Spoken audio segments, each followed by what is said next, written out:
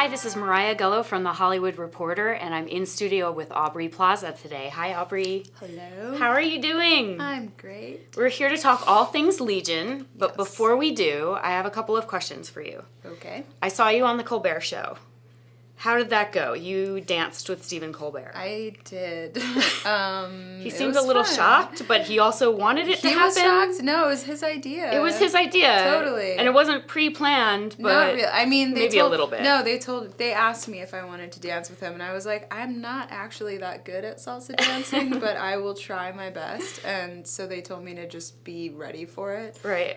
But I did Just not in case. think that was actually going to happen. But we just kind of went for it. It was good. It was a good moment. Yeah. And then we've had a couple of people come through for interviews who know you. Oh, yeah. So we had O'Shea Jackson Jr., and he said he's writing a movie for you. I mean, I don't see the script, O'Shea. I want to see the script. I've been telling him this for over a year now, and he told me the idea. It's basically like an action thriller rom-com that's going to change the world, but I need to see the script. So.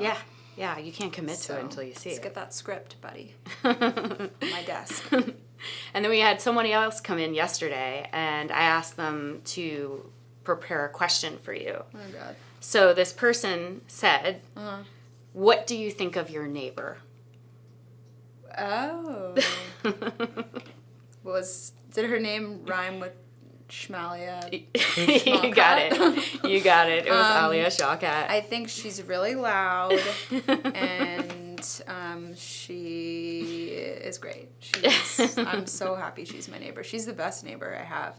All my other neighbors don't like me because of the amount of parties that I have in my house. Oh, yeah. But Alia's down. I hear you have epic Halloween parties. I have done that, yes. Nice. Yeah. So let's talk a little bit about Legion. Okay. You have one of the most unique characters on television, which is really saying something. Do you feel that? Yeah, I mean, totally. It's an amazing character because I kind of get to play multiple characters in one, which is really rare. So, yeah.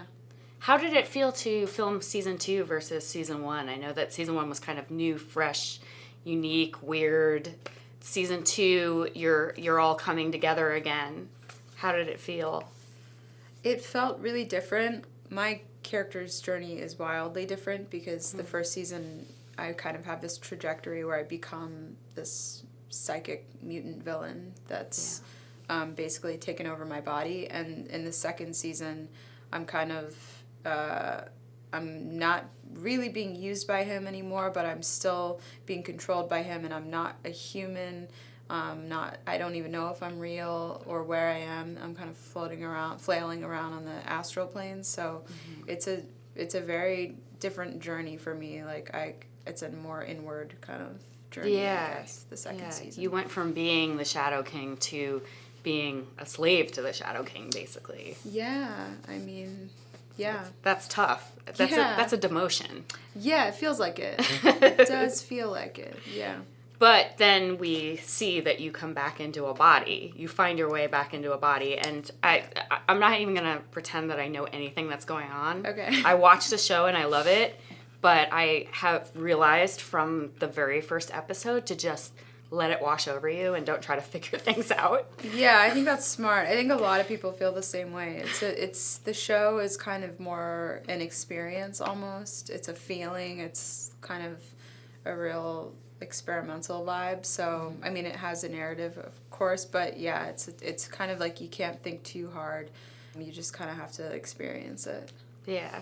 So what was one of your favorite scenes to film of this season? I think, episode 5 is kind of Lenny's big episode, and I was in prison, but I'm in kind of this one location the whole time, but I got to kind of cycle through all the other characters, and that was really fun for me because I feel like Lenny a lot of times is really isolated, and I don't get to interact with some of the other characters and the actors on the show, so I kind of had that a little bit in the first season too when I was Lenny the therapist, but this time I get to kind of experience a bunch of the different characters in my prison cell. So I had fun with that. It was hard, but I liked that a lot because it was more kind of like long scenes and less, visual or something. Mm-hmm. There's a lot of speculation about when David's origin story is going to come back. Mm-hmm. I mean, you can read the comic books and know where he comes from, who his parents are, but do you know if that's happening in the television show? Do you have any idea? What do you mean? Like the origins story? Well, I mean... again, I'm not like a super comic book nerd, but David's character is supposed to be the son of Professor X. Right. In the comic books. Yes, totally. But do you see that in the show? Yes, I think so. I mean, yeah. I mean, Patrick's literally Patrick Stewart. I don't know. I don't know how the rules of the Marvel universe work in that way. But yeah. I mean, I think that's where we're going. That's where we're going for sure. That's what it feels like to me. Does the show have a larger message about mental illness?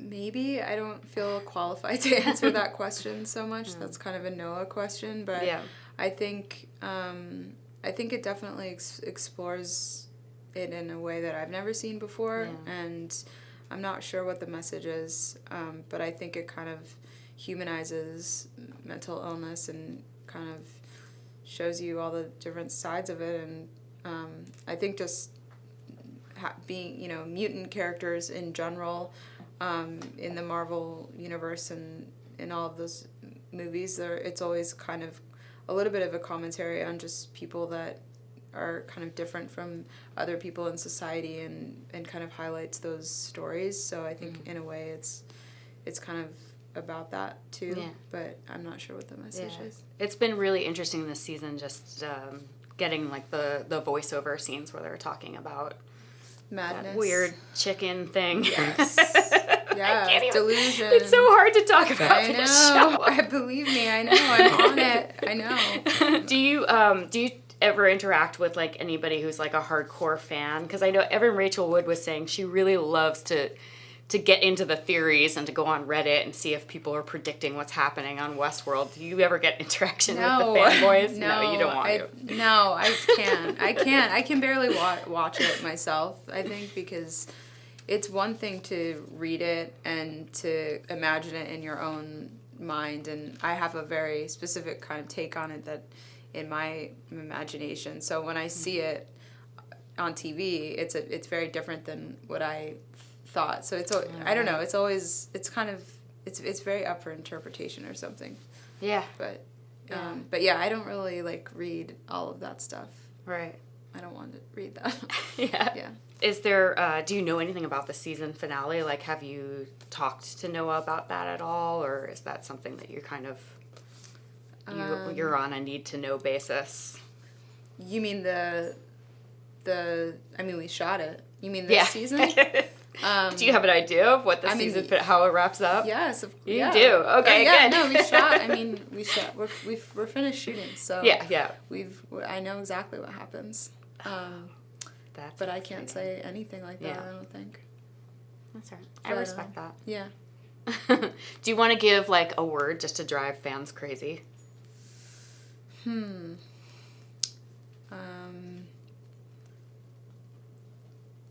Tower. That's a good one.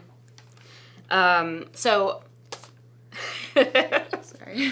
No, it's cool. Just keep going with it. There's a lot of spin-offs and reboots that have been happening, and they're happening faster and faster. Would you ever consider being April again for a spin-off or reboot for Parks and Rec? Sure. It feels a little soon, I feel. It feels like maybe too soon for that. But I mean, yeah, I'll do anything with those people. They're the best people ever. Yeah. I don't know. I'd rather do a movie, but... But I'm sure... O'Shea's movie. Come on, O'Shea. O'Shea, I know. O'Shea should write the Parks and Rec movie. See what happens. But, yeah, I don't know. I'll do anything. Awesome. My last question to you, have you seen the new Avengers film? No, but it's so funny because I went to, it's kind of a long story, but I went to see I Feel Pretty when it came out, and I was with my friend who got really sick in the theater, like in the middle of the movie, like projectile vomited everywhere. Shit. And so I missed half of the movie, and so then I went with my sister last night to see it again so that I could finish it. And while I was walking in, all of the Avengers people were like flooding out of the theater and freaking out. But I was I didn't know did you hear anything? I didn't know what they were talking about, and I was in an elevator with one guy that had just come out of the theater, and he looked traumatized. And I was like, "What happened? What happens in the movie?" And he's like, "I'm in shock. I can't tell you. And I was like, "You don't even know me. You could tell me anything." But he just like couldn't talk. He was like, spit. He was just like staring at the ground. So I don't know what happened. Does everyone die? Is that what happened? Something shocking happens, and I actually have one of the editors here spoil it for me so I could ask you. Does everyone die? All the characters dead. Not everyone. Huh. Not everyone. I don't think. Got it. I haven't seen it. I think that would be kind of a baller move. That would be a Marvel baller if Marvel they just move. If them all out. If they took them all out at once, it would be amazing. We're good. But I could tell you, your again. Co-star Chris Pratt. Yeah. Something happens. Is he the only one left? Do you have a message for him? What do you mean? Could you give him a message? Wash your face at night and brush your teeth. That's you mean perfect. as like a Marvel superhero? Well, just have fun. You know, don't take it too seriously. Have fun. That's perfect. That's actually perfect for what happens. Oh, really? Yeah. Because you're the only one left after everyone else is destroyed? You got to see the movie. Well, maybe Lenny will come in and join forces with him.